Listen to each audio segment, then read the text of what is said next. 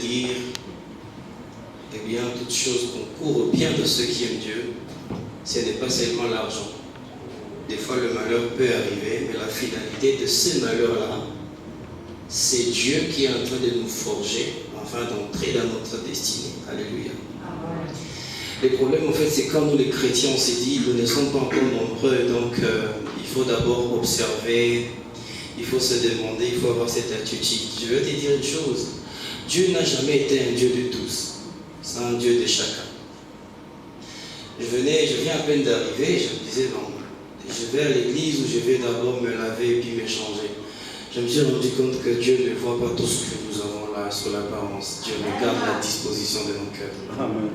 C'est ainsi même que lorsque ça fait mal, alors que tu ne sais pas chanter, alors que ça fait mal, quand ça fait encore plus mal, c'est alors qu'il faut encore voir Dieu.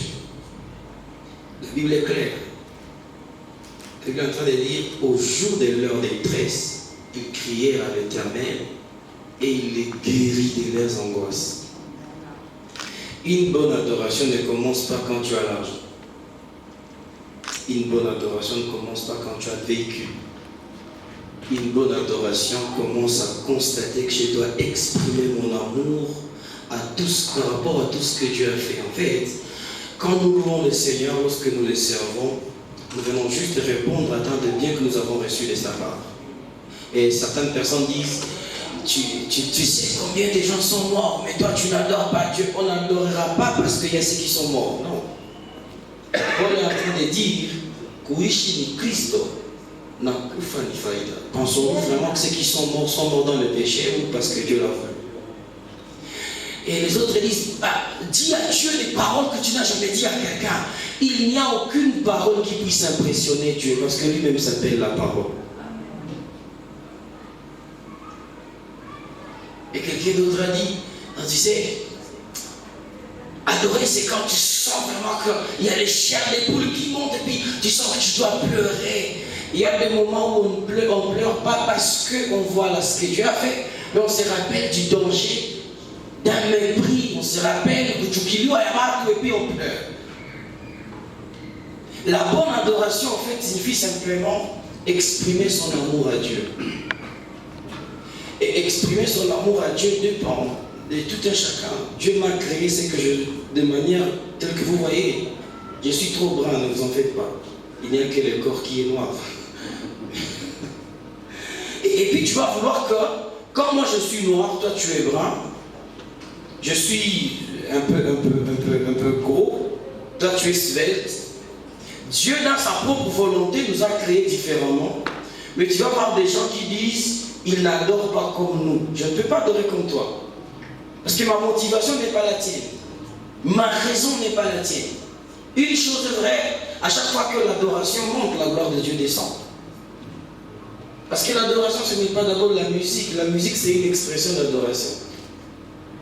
L'adoration, ce n'est pas la danse. La danse, c'est une expression d'adoration. Un moyen par lequel nous exprimons à Dieu notre amour. Et à chaque fois que nous faisons monter à Dieu notre amour, il fait descendre sur nous sa grâce. Et quand la grâce de Dieu descend sur nous, elle ne regarde pas ce que nous apportons, mais elle regarde ce qu'il nous amène. C'est pourquoi nous sommes sauvés, pas parce que nous avons décidé, mais parce que Christ a tout accepté. Il nous a aimé le premier, et il nous a donné sa grâce, lui-même qui est la grâce. Et aujourd'hui, nous sommes ce que nous sommes. C'est pourquoi la Bible dit, ouvre simplement ta bouche et moi le Seigneur, je la remplirai de mes paroles. Tu n'as rien à dire, oui, ouvre ta bouche. Ce qui suit après, c'est Dieu qui va s'en charger. C'est pas toi. Il y a des moments où on n'a pas... Donne-moi aux choses simples qui me montrent ta grandeur.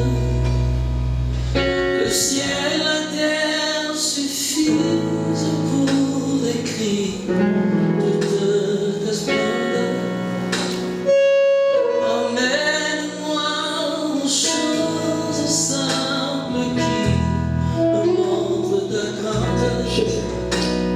Le ciel, la terre suffisent pour décrire toute ta splendeur. Emmène-moi aux choses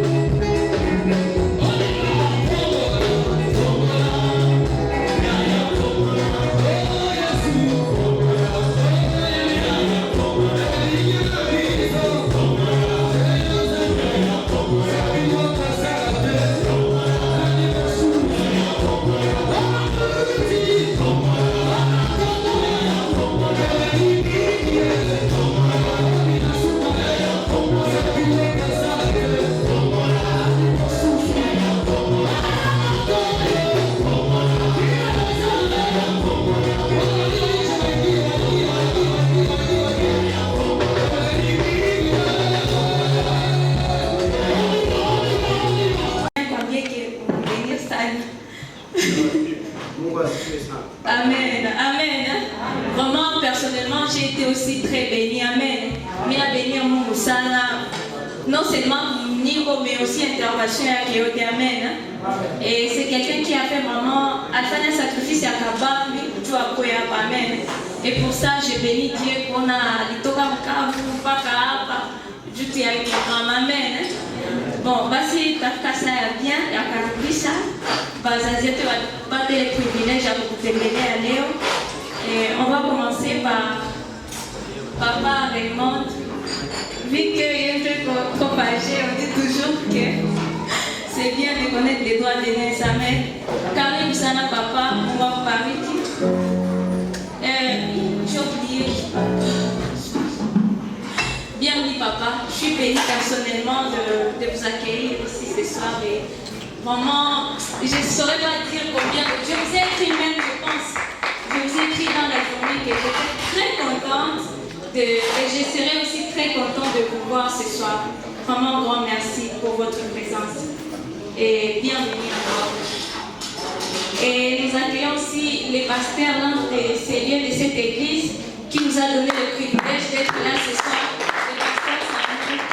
Vraiment, merci beaucoup, Papa et Karim.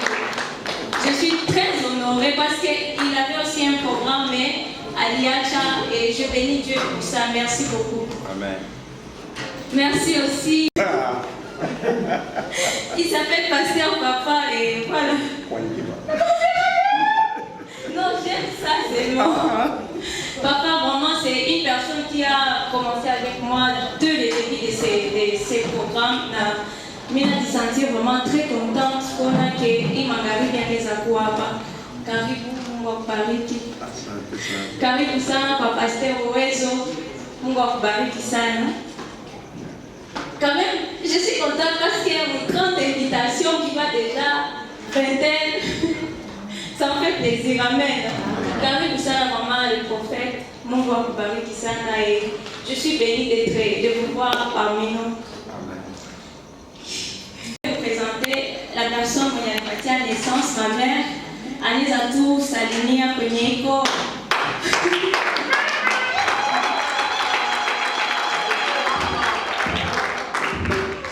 En fait, c'est une personne qui a parti à naissance, c'est une personne qui a mis tout mal Léo, ni quoi c'est que je suis aujourd'hui. Et aussi, c'est une personne qui m'a soutenue dans beaucoup de choses. Amen. Elle me soutenir depuis moi et elle m'a toujours dit de ne pas abandonner. Et c'est ce que j'aime chez ma mère. Amen. Elle est vraiment géniale. Je sais pourquoi je dis ça. Parce que ma mamie, il me stresse.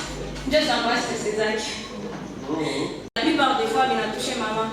Et là où je manque souvent la solution, maman m'a dit et je bénis Dieu pour ça. Amen. Et tout aussi, on va inviter le d'honneur, Baltoka Academy.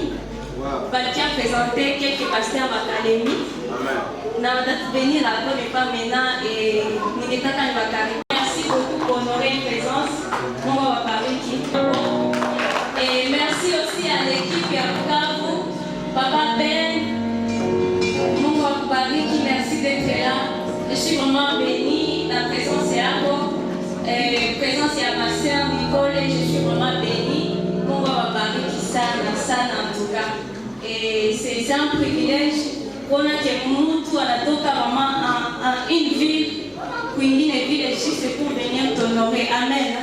Et je bénis Dieu pour ça. Et je bénis aussi Dieu pour mon équipe. Il y a Zatoumi Kanabo, les musiciens, mes partenaires, vraiment à Paris qui s'en amènent. Et vous avez été une très grande bénédiction pour moi. Je ne cesserai pas de dire merci. Amen.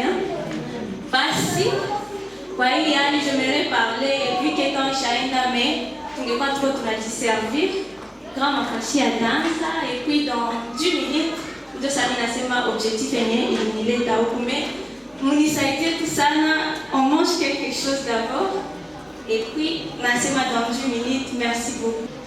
Vous savez, à un moment donné, Dieu fait des rencontres qui paraissent insignifiantes maintenant, mais dans les jours à venir, beaucoup d'impact. Bon, je l'ai dit, c'est un homme qui a vraiment bouleversé ma manière de voir les choses. a vraiment bouleversé ma manière de voir les choses. Vous savez, on ne devient pas pasteur parce qu'on a fait la théologie. Sinon, si tu deviens pasteur parce que tu as fait la théologie, tu ne prêcheras pas la parole de Dieu. Tu seras en train de défendre ton diplôme.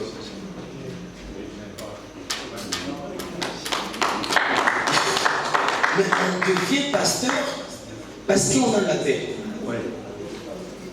Et maintenant, au-delà de l'appel, on accomplit les Écritures qui disent, au-delà de votre foi, ajoutez la vertu, et à la vertu, la connaissance. C'est un problème, une grosse erreur, une grosse bêtise qu'à l'Église de consacrer les gens qui n'ont pas d'appel. Là, on est en train de consacrer, de se fabriquer soi-même des bombes à retardement contre l'Église du Seigneur. Et elle m'a dit de parler pendant 10 minutes. Je voudrais parler de rêve pendant 10 minutes. Nous n'avons pas accueilli une personne. Maman Nicole, on l'a accueillie. On va accueillir Maman Nicole avec toute l'équipe qui est venue de comment. Maman Nicole, Shimara, Maman Nicole. Les gens qui ne connaissent pas cette dame, c'est une dame qui chante merveilleusement. Des fois, quand je l'écoute chanter, j'ai dit, hey Seigneur, désormais, à partir d'aujourd'hui, je deviens intercesseur. Ah. Parce qu'il y a grâce et grâce. Vous savez, si vous n'acceptez pas la grâce de quelqu'un, toi aussi, on n'acceptera pas la tienne. Amen. La grande élévation commence à se considérer comme étant petit dans le vrai, pour que Dieu, dans ta petitesse, convainque les gens que tu es grand. Je vais parler de rêve. Merci madame, je vais vous mettre le rêve. Et je vais ajouter que rêves ne pourront s'accomplir que dans la présence ou dans la volonté de Dieu. Dans le livre de Proverbes 19-21, la Bible est en train de dire, dans le cœur de l'homme, il y a beaucoup de projets. Cependant, c'est les desseins de l'Éternel qui s'accomplissent. Je voudrais dire aux gens, certaines personnes qui disent, nul ne peut échapper à son destin. Ça, c'est une phrase fausse. Très fausse. Parce que les gens parlent de tout et à travers ce qui concerne le destin. Dans le Dieu, je vais parler de ce que je vais parler. Et si par la grâce de Dieu, je peux trouver une possibilité, je vais parler de ce point. Le rêve. Qu'est-ce que c'est le rêve? Tu as tes projets à toi, tu as tes pensées à toi. Mais Dieu aussi a ses pensées pour toi. La grande question, est-ce que je suis dans ce que Dieu a prévu avant que même je ne naisse? Parce qu'il est en train de dire à Jérémie, dans Jérémie 1, 5, avant que tu ne sois né, je te connaissais. Avant que tu ne fusses sorti du ventre de ta mère, je t'avais consacré. Ça veut dire quoi? Et il y a des gens qui se sont appelés et d'autres le Seigneur les a appelés.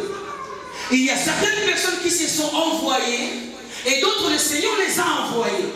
C'est comme ça même qu'il y a des gens qui se sont envoyés et se sont retrouvés là où Dieu ne voulait pas qu'ils soient. C'est ce qu'on appelle l'échec. Échouer ne signifie pas ne pas faire ce que les autres font. Non. Ne pas faire ce que les autres font, c'est une valeur. Ça s'appelle différence. Être différent, c'est faire ce que les autres ne font pas. Si tu penses que pour bien chanter, ils vont oui. Non, non, toi tu peux chanter trop bas et les gens vont dire voilà un chant. Parce que bien chanter ne signifie pas trop chanter haut. La gorge des janvier n'est pas ta gorge. La morphologie des janvier n'est pas ta morphologie. Mais le rêve, c'est cette image que tu te donnes dans les jours à venir, que tu es en train de, sur lesquels tu es en train de travailler maintenant, que tu n'es pas encore, mais que tu es censé devenir demain. Quelques vérités sur le rêve. 1. Le rêve dont je suis en train de parler, ce n'est pas ce que tu as eu quand tu dormais, mais c'est ce qui te fait manquer le sommeil.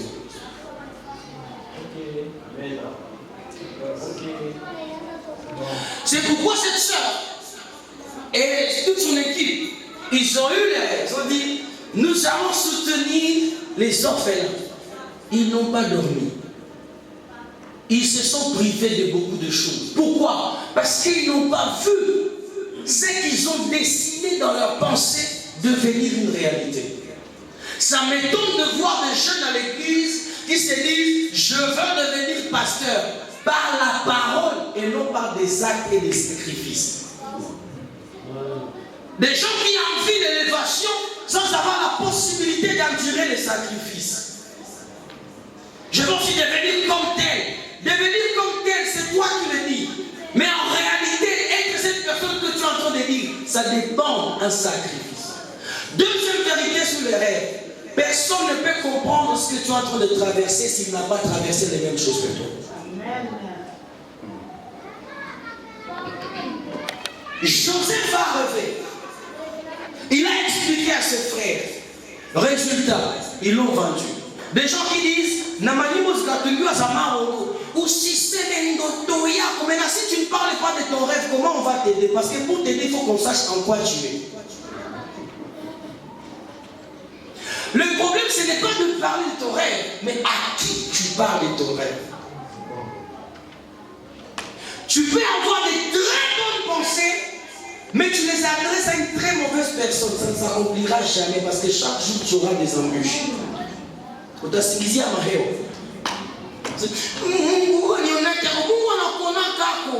Mais le problème, tu t'associes à des personnes qui ne voient pas les mêmes choses que tu vois.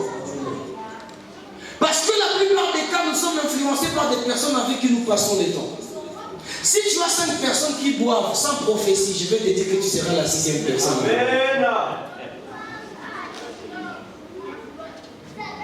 C'est normal.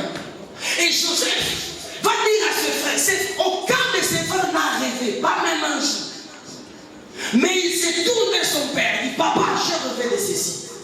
Et le père lui dira, tu veux alors dire que moi, ta mère et tes frères, nous allons nous agenouiller devant toi et t'adorer ou t'honorer. Joseph n'avait pas de problème. Mais son père, tellement qu'il avait des...